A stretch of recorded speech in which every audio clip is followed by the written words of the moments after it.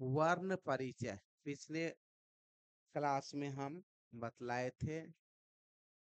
वर्ण उस मूल ध्वनि को कहते हैं जिसे खंड या टुकड़ा नहीं किया जाता हो। लघुत्तम वाक्य ध्वनि को भी हम वर्ण कहते हैं। वर्ण के 3 आधार पर जो है विभाजित किया गया है, जिसमें पहला था आपका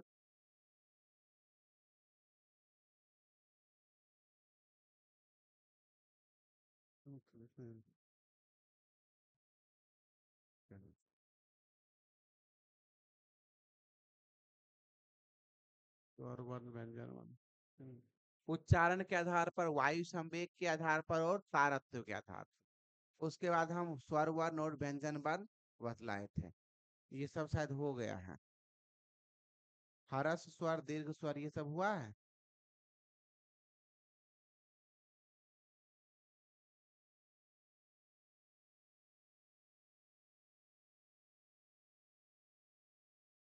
हरस स्वर और दीर्घ स्वर बताए हैं ना।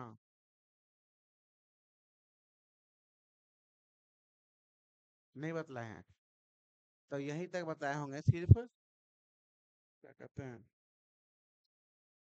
उच्चारण के आधार पर वर्ण के 2 भेद हैं। स्वर वर्ण के 4 भेद के नाम बताए हैं। अच्छा, स्वर वर्ण के 4 भेद के नाम: हरस स्वर, दीर्घ स्वर, संयुक्त स्वर और प्लुत स्वर। हरस स्वर वर्ण उसे कहते हैं जिसमें जिसका उच्चारण बिना किसी दूसरे वर्णों की सहायता से किया जाता है। हम लोग बचपन से ही पढ़ते हुए आ रहे हैं कि जिन वर्णों का उच्चारण बिना किसी दूसरे वर्णों की सहायता से होती है उसको हम कहते हैं स्वर वर्ण। स्वर वर्ण की संख्या जो है 11 है। अ आ ई उ ऊ री ए आई ओ औ। 6 7 4 11।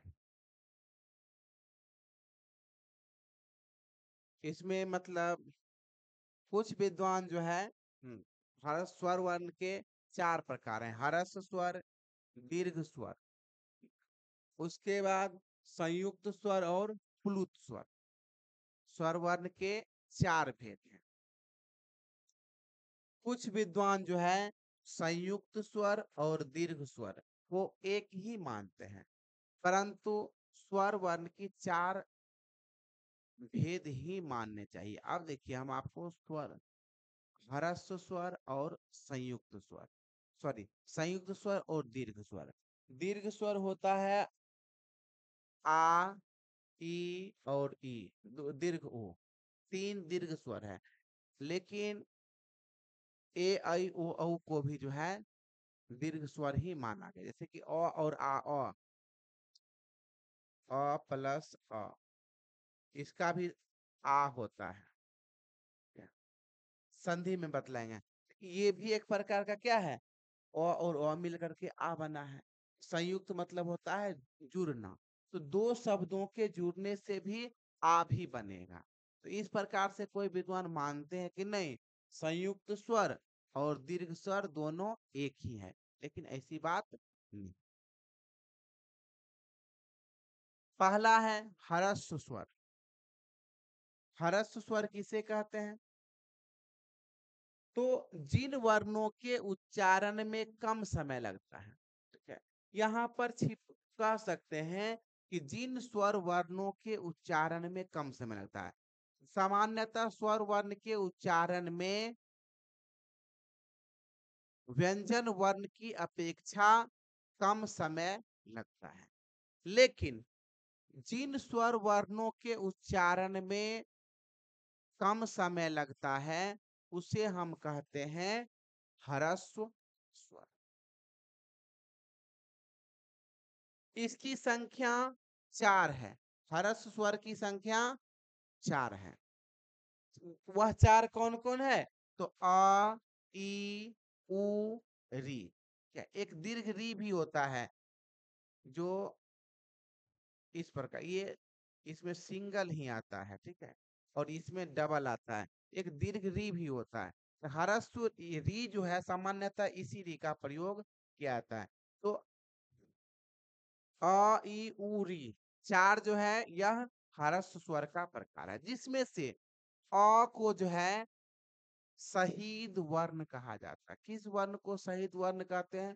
तो अ को जो है शहीद वर्ण कहा जाता है। क्यों कहा जाता है? क्योंकि अ जो है वह सभी स्वर वर्णों, सॉरी, सभी व्यंजन वर्णों के साथ जो है प्रयोग होता है। किसी भी व्यंजन वर्ण के साथ अ ही ज्यादा आएगा। क, ख, ग, घ, किसी भी य, र, ल, व, सभी का में किसका प्रयोग होता है? अ मिल करके ही बना होता है। ज्यादा व्यंजन वर्णों में अ का प्रयोग किया जाता है, इसलिए अ को हम शहीद वर्ण कहते हैं। दीर्घ स्वर, दीर्घ मतलब क्या होता है? बड़ा। क्या? संगीत में भी दीर्घ का प्रयोग होता है। दीर्घ मतलब होता है बड़ा। व्याकरण में भी ह्रस्व मात्राएं, दीर्घ मात्राएं। तो दीर्घ मतलब होता है बड़ा। तो जिन स्वर्णों के उच्चारण में ह्रस्व स्वर के उच्चारण से दोगुना समय लगता है, देखिए, इसके ह्रस्व स्वर के उच्चारण से दोगुना समय लगता है, उसको हम कहते हैं दीर्घ स्वर। तो ह्रस्व स्वर की संख्या 4 है और दीर्घ स्वर की संख्या 3 है। दीर्घ स्वर कौन कौन है? आ, ई, उ, क्या है? ये सब क्या है? दीर्घ है। अब आ, ई, ई, उ, ऊ, क्या है? मतलब ज्यादा जोर लगा के बोलते हैं। ऊ हर्षुकार, ऊ माने दीर्घोकार। तो जिसमें कम समय लगता हो, ह्रस्व स्वर। जिसमें ह्रस्व स्वर से दोगुना समय में उच्चारण किया जाता है, उसको हम कहते हैं दीर्घ स्वर वर्ण। दीर्घ स्वर वर्ण की संख्या 3 है। आ, ई, उ, ठीक है। किन्हीं को दिक्कत यहां तक?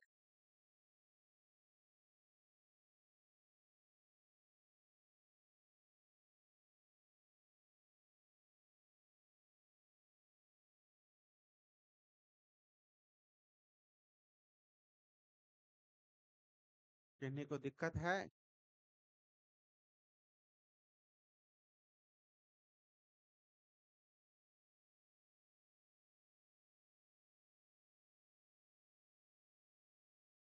कोई दिक्कत नहीं, चलिए। नेक्स्ट है संयुक्त स्वर। संयुक्त मतलब होता है जुड़ना। संयुक्त मतलब जुड़ना। तो जिन स्वर वर्णों का निर्माण दो स्वर वर्णों के मिश्रण से हुआ है, जिन स्वर वर्णों का निर्माण दो स्वर वर्णों के मिश्रण से हुआ है, उसे हम कहते हैं संयुक्त स्वर। जिन स्वर वर्ण संयुक्त, नाम से संयुक्त मतलब क्या होता है? कंबाइंड, जुड़ना।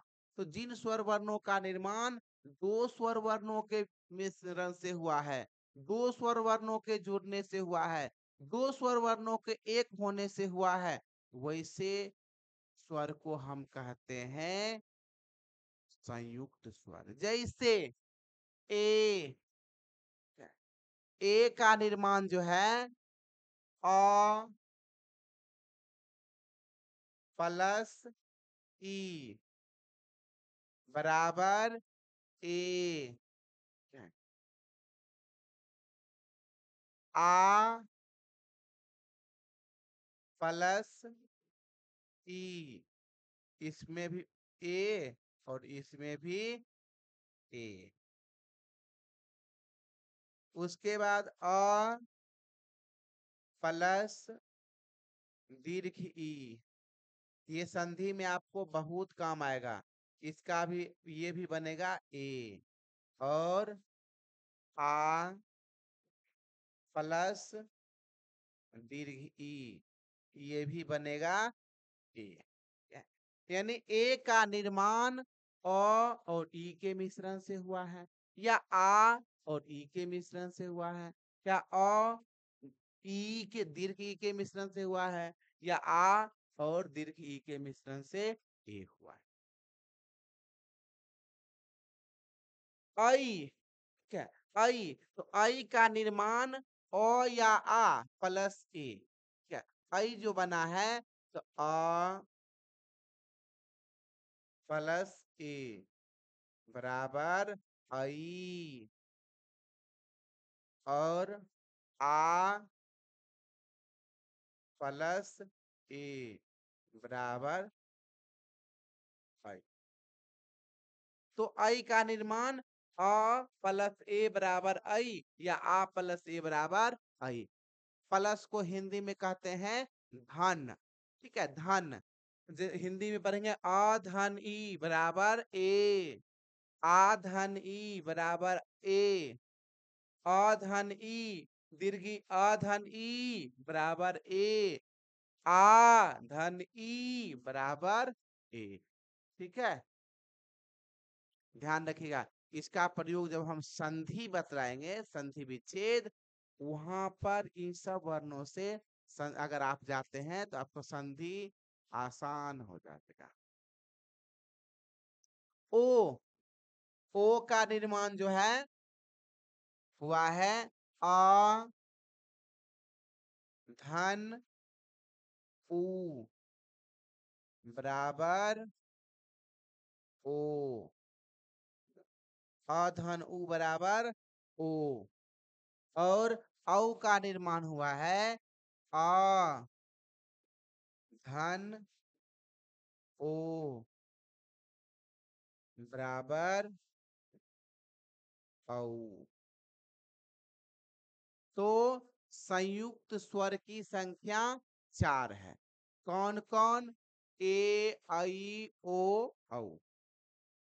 निर्माण बतला दिए हैं किन किन वर्णों से किसका निर्माण होता है। आया समझ में? समझ में आया?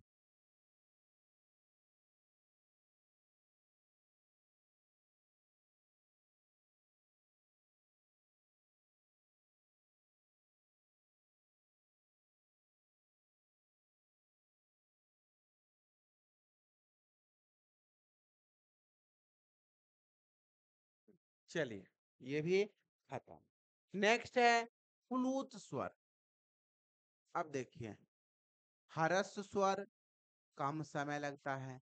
हरस स्वर से दो गुना जब लगेगा तो संयुक्त स्वर होगा उच्चारण में।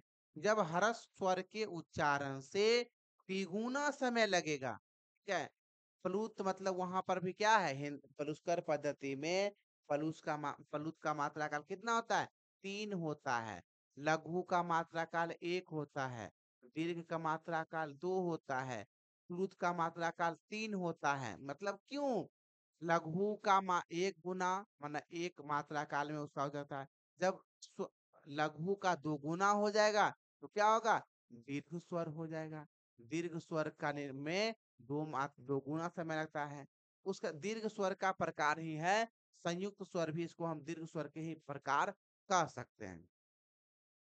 इसमें भी हर्ष स्वर के उच्चारण से दोगुना समय लगता है।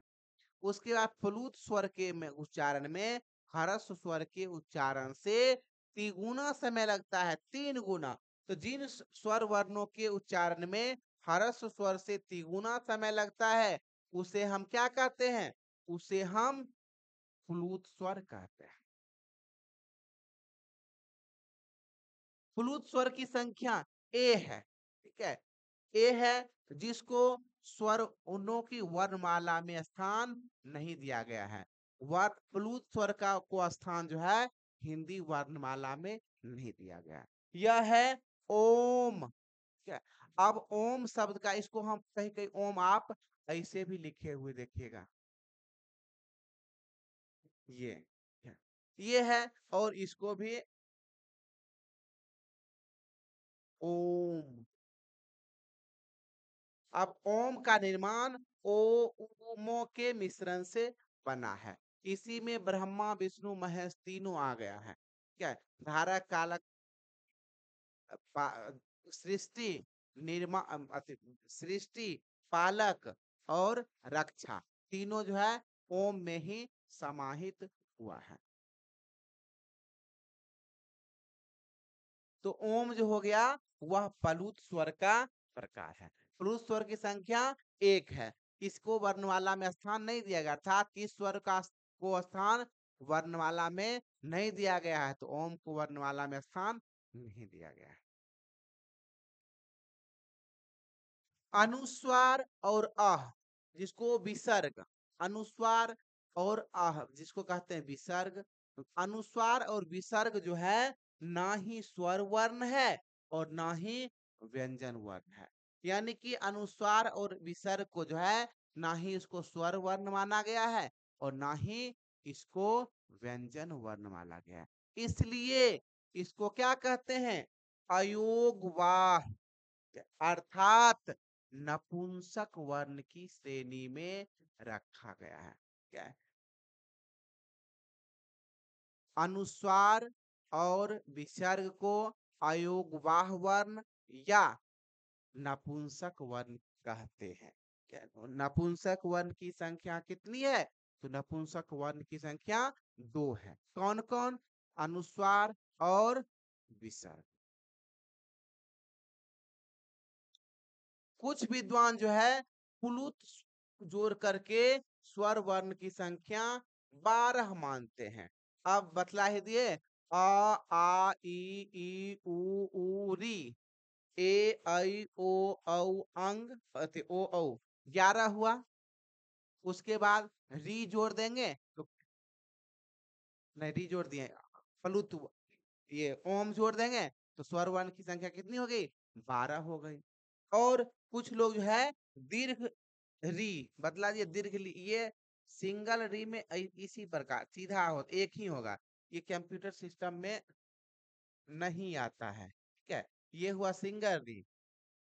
और ये होता है दीर्घ री। ठीक है, तो दीर्घ री मिला करके जो है और ली ये मिला करके कुछ विद्वान स्वर वर्णों की संख्या 14 माने हैं। ध्यान रखिएगा, ऑप्शन में अगर 11 ऑप्शन में है तो 11 ही मारिएगा, 12 14 नहीं मारना है।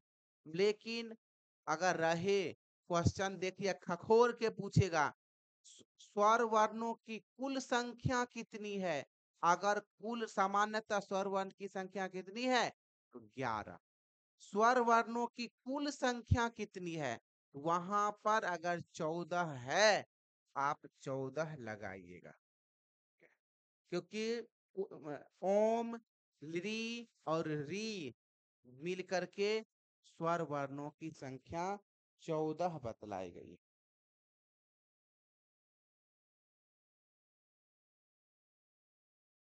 किसी को दिक्कत यहाँ तक?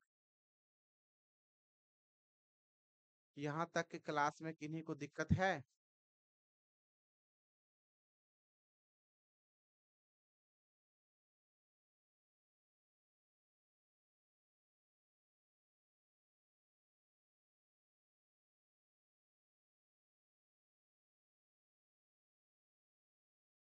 किन्हीं को भी दिक्कत दिक्कत हो तुरंत कमेंट कीजिए।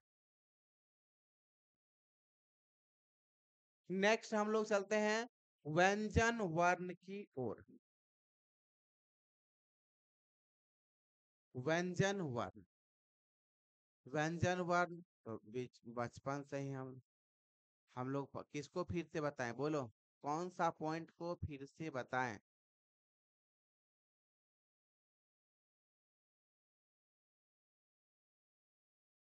किसको? हरस स्वर, दीर्घ स्वर, संयुक्त स्वर, फलुत स्वर। हरस स्वर जिसके उच्चारण में एक कम समय लगता है उसको कहते हैं हरस स्वर। आ ई उ री चार है हरस स्वर। दीर्घ स्वर जिसके उच्चारण में हरस स्वर से दोगुना समय लगता है उसको कहते हैं दीर्घ स्वर। दीर्घ स्वर की संख्या 3 है। आ, दीर्घ ई, और ऊ दीर्घ ऊ। उसके बाद तीसरा है प्लुत स्वर, संयुक्त स्वर।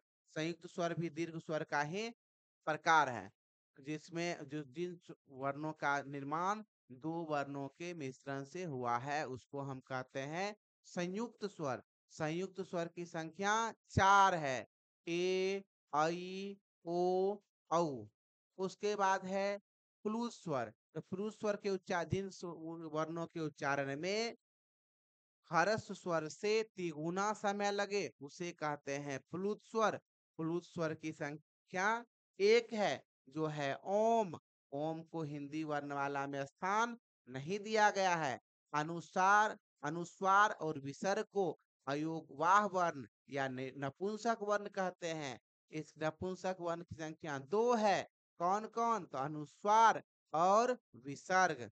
कुछ विद्वान जो है फलुत, अब स्वर वर्ण की संख्या 11 है। 11 में हम क्या बतलाए हैं? अ, आ, ई, उ, री, ए, ऐ, ओ, औ। 11 हुआ। अब कुछ विद्वान जो है ज्यादा समझने वाले वो जोड़ दिए हैं फ्लूत वर्ण को। तो फ्लूत वर्ण ओम हुआ। टोटल मिला के कितना हुआ? 12 हुआ। कुछ विद्वान जो है दीर्घ री, यहाँ है दीर्घ री और लिरी, दोनों मिलाकर के दो और जोड़ दीजिए तो कितना हो गया? 14 हो गया। यही 4-5 पॉइंट जो है आपको ध्यान में रखना है। क्या क्लियर हुआ?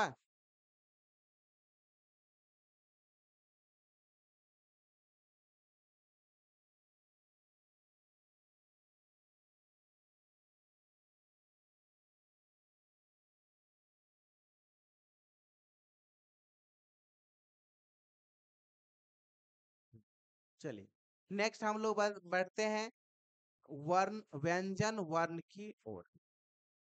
व्यंजन वर्ण किसे कहते हैं? व्यंजन वर्ण किसे कहते हैं? तो बचपन से ही हम लोग पढ़ते हुए आ रहे हैं बच्चा वाला परिभाषा कि जिन वर्णों का क्या उच्चारण स्वर वर्ण की सहायता से किया जाता है उसे हम कहते हैं व्यंजन वर्ण। थोड़ा स्टैंडर्ड में चलिएगा तो स्वर वर्ण का स्वतंत्र अस्तित्व होता है, व्यंजन वर्ण का स्वतंत्र अस्तित्व नहीं होता है। जैसे अब अभी आप लोग क्या हैं, जब तक नौकरी नहीं है आप अपने पैर पर खड़ा नहीं। नौकरी हो जाएगा या पैसा कमाने लगिएगा तब क्या होगा? अपने पैर पे खड़ा होइएगा, तब आपका स्वतंत्र अस्तित्व होगा। कुछ कीजिएगा तो आपका अपना नाम होगा। अभी आप कहिएगा अपना नाम बताइएगा, कोई गांव में क्या होगा? आपको नहीं पहचाना जाएगा। अभी आपका पहचान किसके कारण है? पापा के कारण है। कुछ कहेंगे फलना महतो के या फलना चौधरी हुआ, फलना सिंह हुआ, पापा का सबका शाह हुआ, अलग अलग नाम होगा। उनका हम क्या है? लड़का है। आपके पापा का भी स्वतंत्र अस्तित्व है, आपका स्वतंत्र अस्तित्व भी नहीं है। फिर आप बेहतर काम कीजिएगा। कुछ बच्चे ऐसे होते हैं जो अपने नाम से पापा का नाम चलता है, ये फलना सर के पिताजी हैं। और कुछ बच्चा ऐसा होता है जो पापा के नाम से उसका नाम चलता है, अच्छा ये फलना जी है ना, उन्हीं के लिए लड़का है। तो दो तरह होता है। तो अभी आपका स्वतंत्र अस्तित्व नहीं है। जब आप अपने पैर पे खड़े होइएगा, जॉब कीजिएगा, आपके पापा को एक विशेष खुशी होगी और तब आप हाँ फलना का लड़का जो है जॉब, ओ यही है ना, अच्छा ये है, तो आपका क्या होगा? अपना अस्तित्व होने लगेगा। तो जिन वर्णों का स्वतंत्र अस्तित्व नहीं होता है या जिसका उच्चारण स्वर वर्णों की सहायता से किया जाता है उसे हम क्या कहते हैं? व्यंजन वर्ण कहते हैं। जिन वर्णों का स्वतंत्र अस्तित्व नहीं होता है और जिसका उच्चारण स्वर वर्ण की सहायता से किया जाता है उसको हम कहते हैं व्यंजन वर्ण। व्यंजन वर्ण की कुल संख्या जो है 39 है। ठीक है? व्यंजन वर्ण की कुल संख्या 39 है। 39 में कौन? 5 गो वर्ण, वर्ग कहते हैं। 5 गो वर्ग। 5 वर्ग कौन कौन है? कवर्ग, चवर्ग, सवर्ग, सवर्ग और पवर्ग। पांचे 25। हो गया 5 25 हो गया। क ख ग घ अंग च छ ज झ य ट ठ ड ढ न थ थ द ध न और प फ ब भ म 25 ये हुआ। उसके बाद य य र ल व तालम स मूर्धन स दंस ह अक्ष तर ज्ञ। ये हो गया आपका 11। तो 25 और 11 हो गया 25 11 36। उसके बाद दो है तुर्की शब्द और एक है श्र। श्र वरीर और ढ। ढोलक में प्रयोग करते हैं ढोलक। इसमें ये वाला ढ प्रयोग करते हैं। ये हिंदी वर्ण ये जो है दो हिंदी वर्णमाला में दो शब्द जो है दो वर्ण जो है ढ और र वरीरा ये लिया गया है तुर्की वर्णमाला से लिया गया तुर्की शब्द है ये अपने यहाँ का शब्द नहीं है। उसके बाद एक है श्र। तो ये 3 हो गया तो 36 और 3 39। तो इस प्रकार से व्यंजन वर्ण की कुल संख्या कितनी है 36 है। लेकिन यही पूछ सॉरी 39 है। व्यंजन वर्ण की कुल संख्या 39 है। लेकिन यही एग्जाम में रहेगा कि व्यंजन मूल व्यंजन वर्ण की संख्या कितनी है। मूल व्यंजन तो मूल व्यंजन की संख्या आपका 33 है जो क से लेकर के थ तक कवर्ग कवर्ग चवर्ग टवर्ग तवर्ग पवर्ग और 8 लेटर होता है य लवा अक्षर य लवा तालम स मूर्धन स दंस ह। टोटल जो है ये आपको 33 आता है। तो क्वेश्चन पूछने के पर स्टाइल पर डिपेंड करता है। व्यंजन वर्ण की कुल संख्या कितनी है तो कुल संख्या हो गया 39। व्यंजन वर्णों की मूल संख्या कितनी है तो 33। हिंदी वर्णमाला में तुर्की वर्णमाला से कितने वर्ण को लिया गया है 2। किसी को दिक्कत यहां तक।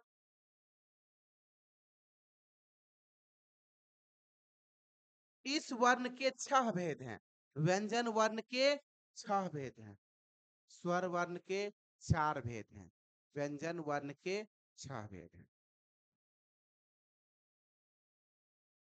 जिसमें पहला है अस्पर्शी व्यंजन। अस्पर्शी व्यंजन। दूसरा है अंतस्थ व्यंजन। तीसरा है उष्म व्यंजन। चौथा है संयुक्त व्यंजन। पांचवा है द्विगुण व्यंजन और छठा है वैदिक व्यंजन। व्यंजन वर्ण की कुल भेद व्यंजन वर्ण के 6 भेद हैं। स्वर वर्ण के 4 भेद हैं।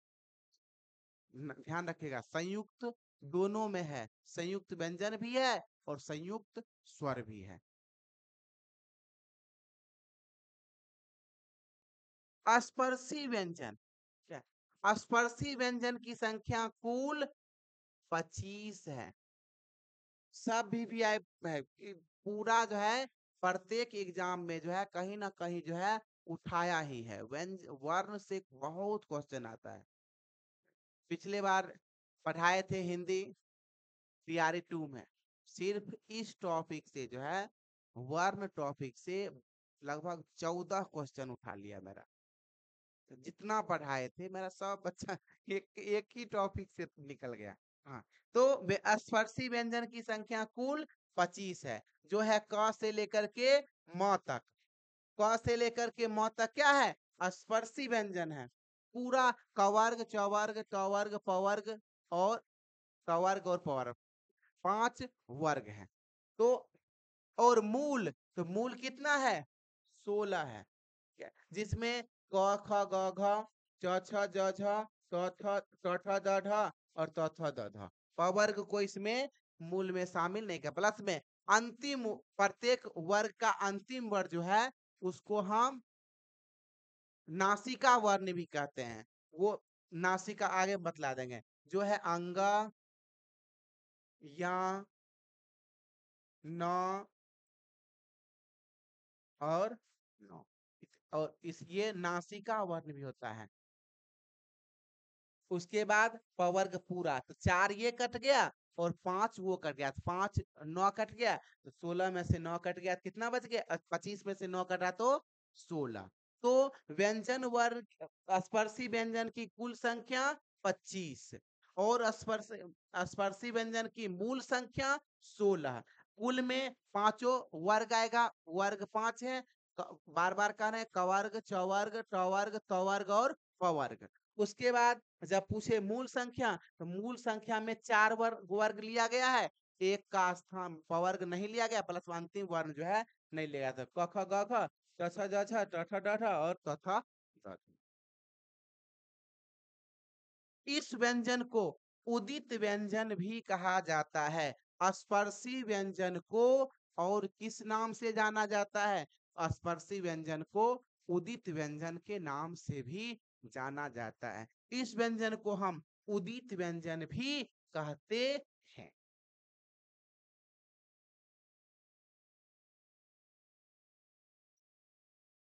उसके बाद है अंतस्थ व्यंजन। अंतस्थ व्यंजन इसको जो है मतलब अंतस्थ व्यंजन का अंतर अंतर से मतलब कोई भी इसकी संख्या है 4। ठीक है, य देखिए जब य बोलते हैं तो पूरा क्या है, कंठ खुल जाता है, य र मतलब पूरा खुल जाता है अंदर से मतलब। तो अंतस्थ व्यंजन की संख्या 4 है, य र ल व। इस व्यंजन को अर्ध स्वर भी कहा जाता है। ये भी इसमें से भी एक क्वेश्चन प्यारी टू में उठाया था कि इसमें से अर्ध स्वर कौन सा है, तो अंतस्थ व्यंजन को अर्ध स्वर कहते हैं। अर्ध स्वर की संख्या कितनी है, ये भी क्वेश्चन उठा सकता है। अर्ध स्वर की संख्या 4 है। य र ल व, ये अंतस्थ व्यंजन को अर्ध स्वर कहते हैं। अर्ध स्वर की संख्या 4 है। किन्हीं को दिक्कत?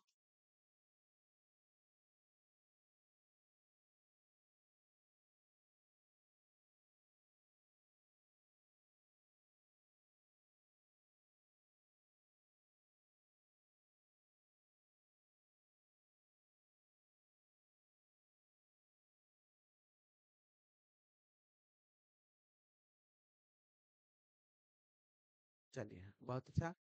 किसी को दिक्कत हो तुरंत कमेंट कीजिए, आगे नेक्स्ट क्लास में बतला देंगे।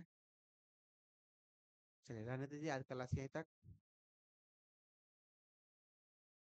जितना बतलाते जाते हैं आप लोग उतना कवर करते जाइए, बस इतना ही काफी है। चलिए एंड करते हैं आज क्लास।